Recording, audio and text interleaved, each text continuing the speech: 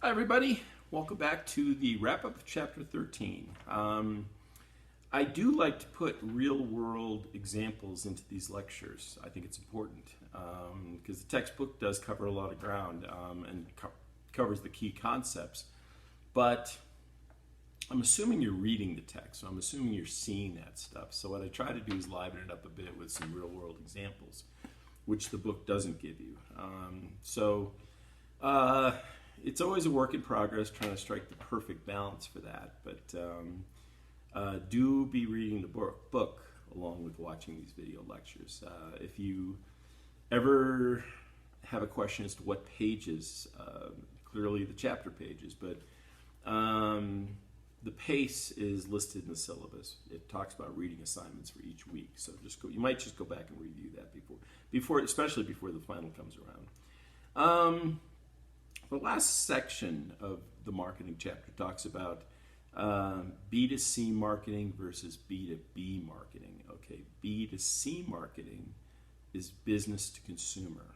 Okay, and then there's B2B marketing, which is business to business. Some companies do both.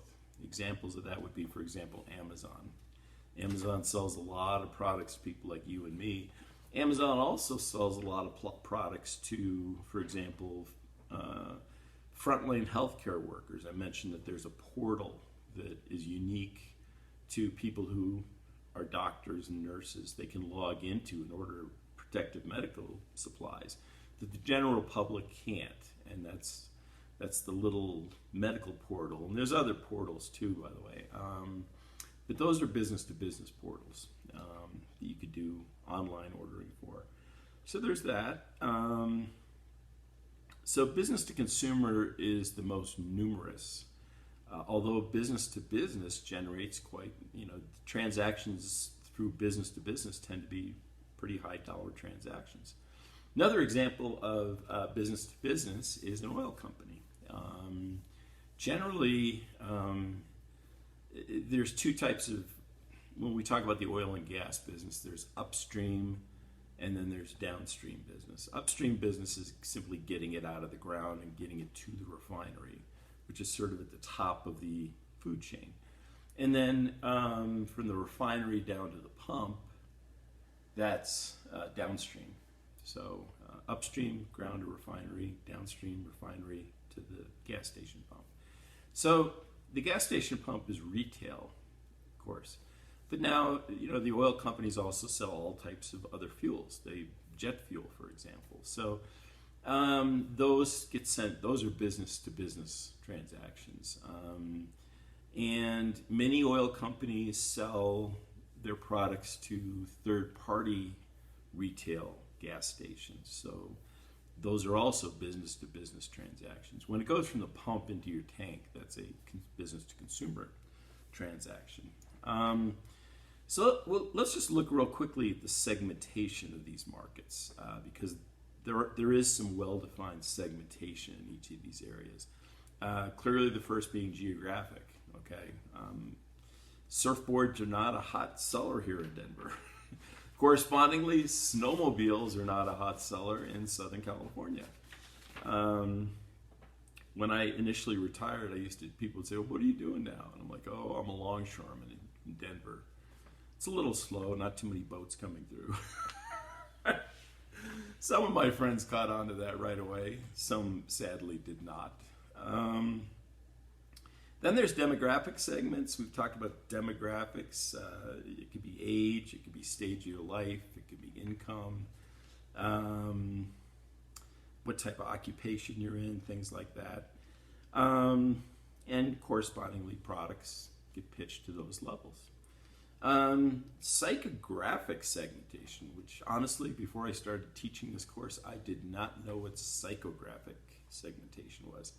But that's really defined as personality, values, and lifestyle. For example, if you ever see Instructor Gallagher in a mall or at a sporting event, I'm typically dressed like I'm going out to mow somebody's lawn. Okay, I really am just by nature a jeans and t-shirt kind of person. I've always been. But of course, you have to dress appropriate for the circumstances. I mean, when I go into class, it's a bit introduction to business class. I typically wear at least a sport coat and a tie. I always wear a tie, sport coat and tie. The other thing too is this is a lesson you learn early on in your career. Is my boss wears a coat and tie, so you'll find that if your boss does it, not a bad idea for you to do it too. So coat and tie typically is for lectures. But on my own time, it's like I say, it's really categorically t-shirt and jeans. But you know, I had a technical person used to work with me, and I would go out to client meetings. It's always a good idea to dress above where, if you're not sure, dress one level up. Okay, so for me, it was always the first meeting with the client, I would wear a suit, and then if the customer said don't wear a suit or we're not a coat and tie kind of place, then it would be khakis and a polo shirt, or khakis and a collared dress shirt, something like that. But this was a meeting with a company that, you know, executives and the people in the executive suite were all suit and tie people, okay? And so I was dressed in dark suit, power tie, white shirt, that type of thing. And my technical coworker, who was vital to the presentation, because he had all, you know, it's a balance between someone like me articulating what's the business value to the solution, and then having a technical person to take care of all the technical issues that somebody may bring up. I mean, some companies will have a technical person there just to kind of trip up the vendor, you know, kind of stump the chump type of a thing. So I always had a good technical person there whenever possible. The one that I had, sadly, had poor judgment in dress. So I'm there with my, again, dark suit, power tie, and white shirt, and he shows up, also wears a dark suit, so far so good. But then he's got like a bright lime green dress shirt with a Warner Brother Looney Tunes tie with all the cartoon characters on it, and lime green socks, which are practically fluorescent against the black pants. And I said, you know, we are having a meeting with grown-ups today, right? I thought I implied that in our discussion. So look, just take the tie off, okay?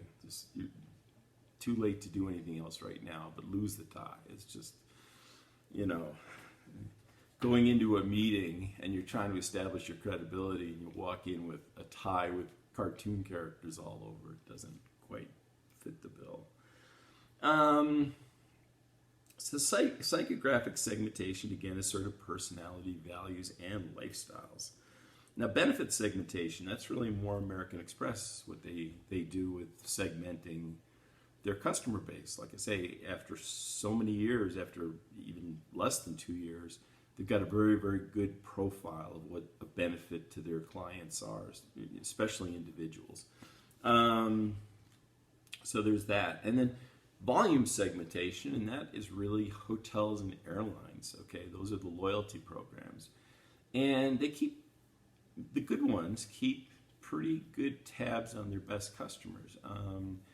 I had a job where I was on the road 50% of the time. I mean, literally sleeping in a hotel room, you know, every, 2 or 3 nights a week. And, I mean, that's the reason eventually I left. You just get road weary, you know.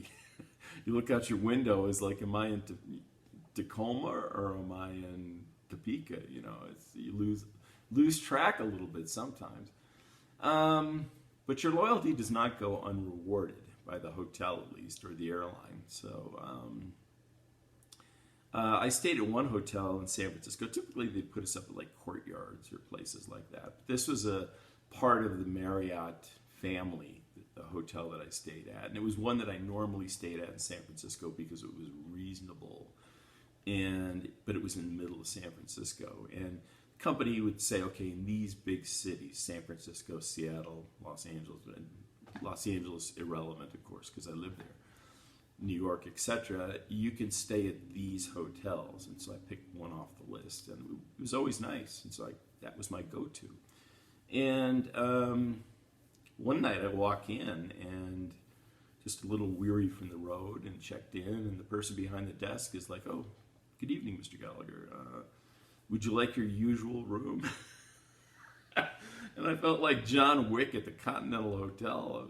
Thinking quickly in the back of my mind, I'm thinking, I have a usual room? And then, well, yes, of course, the usual room will be fine. And it was a very nice room, actually. But I'm like, man, I am on the road too much now. They got me pegged to they even have me down to my usual room. So it's kind of flattering in a way.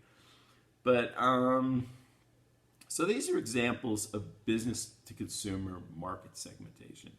Business-to-business marketing, not so much segmentation. I mean, another business is coming to you because they need a certain product.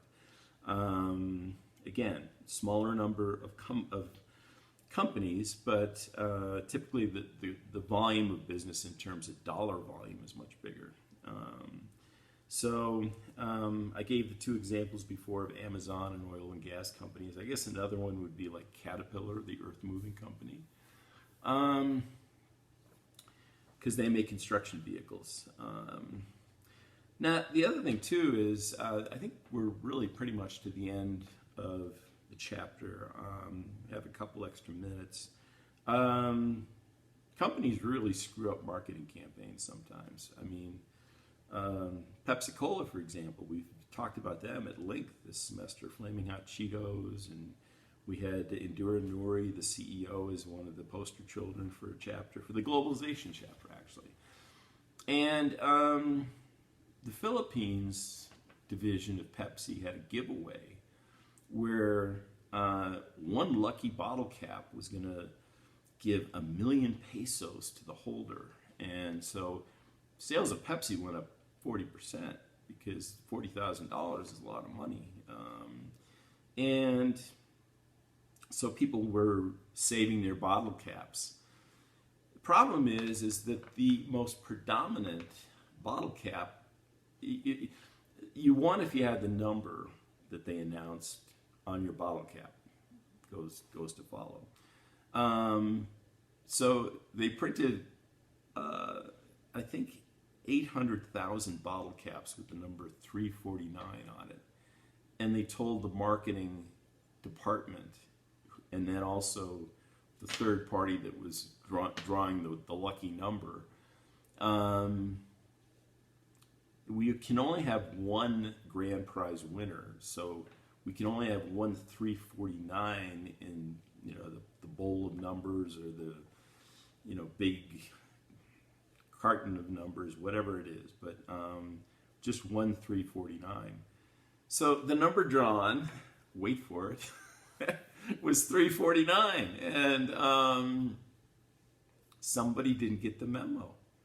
There was a breakdown in communication from the executive suite down to the marketing department, down to the consultant, and suddenly you had some people threw away their bottle caps, but in theory you had 800,000 people that did or could have won $40,000, and so that would cost Pepsi billions to remedy that marketing campaign, and no amount of business would make up for that kind of money. So, long story short, I mean, it got so bad that Pepsi had people throwing Molotov cocktails through the windows of their offices, and I think somebody set off an explosion outside the building, or just threats to all the executives who left the country post haste.